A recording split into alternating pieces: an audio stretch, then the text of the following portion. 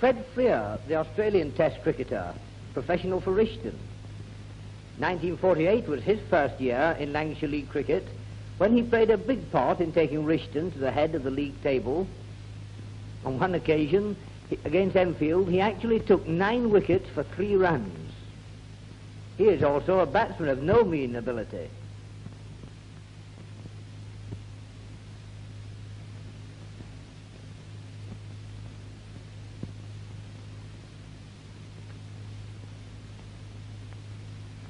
Cec Pepper, the New South Wales and Australian cricketer, who has played a great part in reviving cricket interest in Burnley.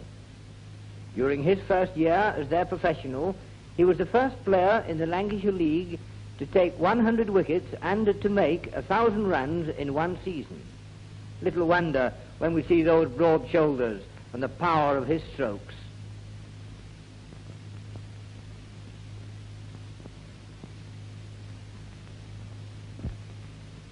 Fred Hartley, Lancashire born and bred, for many years professional for Church. Possibly he is the most consistent bowler the league has ever had, his slow left-arm spin deliveries being deceptive to nearly all batsmen, and always demand watching with the utmost of care.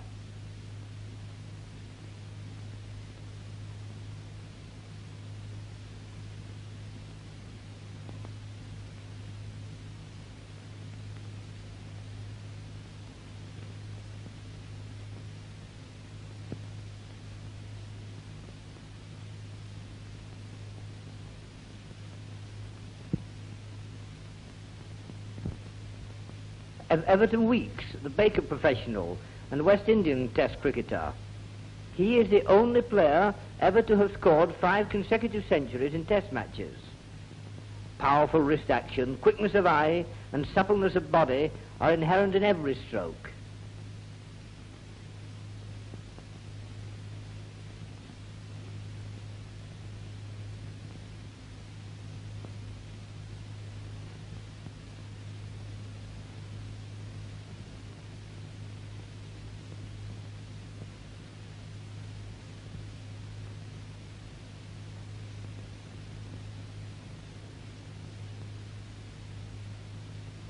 Dooland, the professional for East Lancashire. Another Australian Test player, this time from South Australia. A right-arm spin bowler, he mixes off breaks and leg breaks and googlies, much to the consternation of the batsman.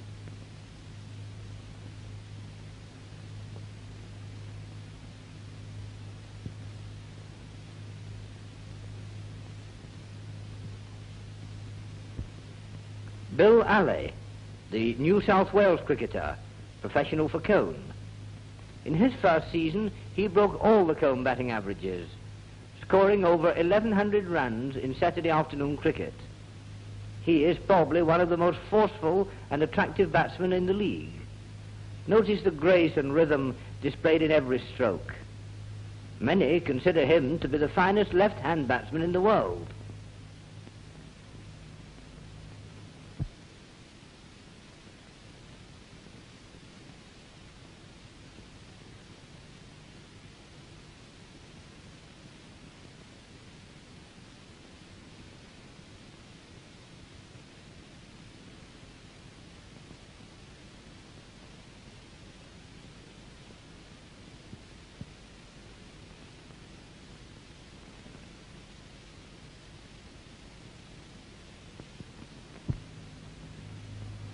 Hary Lambert, the Australian cricketer, professional for Ramsbottom, the fastest left-arm bowler in the league.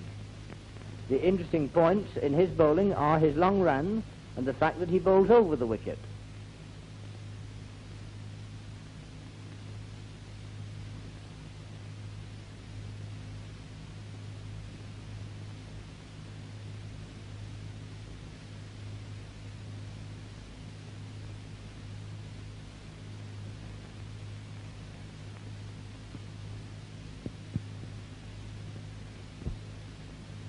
And Vijay Hazare, the Rawtenstall professional for 1949, the leading Indian batsman. How different is his style from many of the others. He must surely be ranked as one of the safest batsmen in the world, causing veritable heartbreak to all the bowlers. He is also a bowler to be feared, and has the unique distinction of being the only cricketer in the league ever to have scored 1,000 runs, to have taken 100 wickets, and to have headed both the league bowling and batting averages in the same season.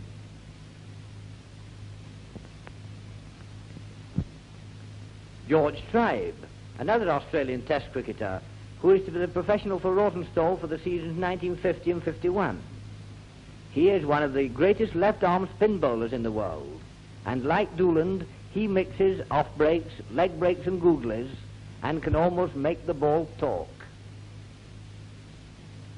Yes, these players are indeed worthy successors to those giants of the past, Cecil Parkins, C.B. Llewellyn, MacDonald, Leary Constantine, and a host of others. And the giants of today are still bringing joy and happiness to thousands of mill workers on these cricket fields on every Saturday afternoon during the summer months.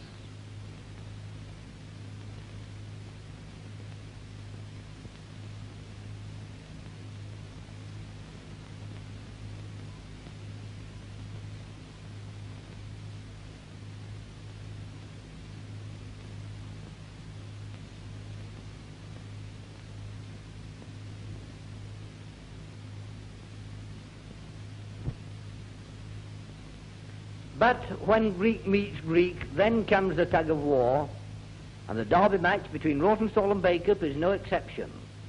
Local rivalry runs high, and the chance to see the Indian and West Indian professionals in action, along with the local lads, creates tremendous enthusiasm. But much work has to be done in preparation for one of these matches.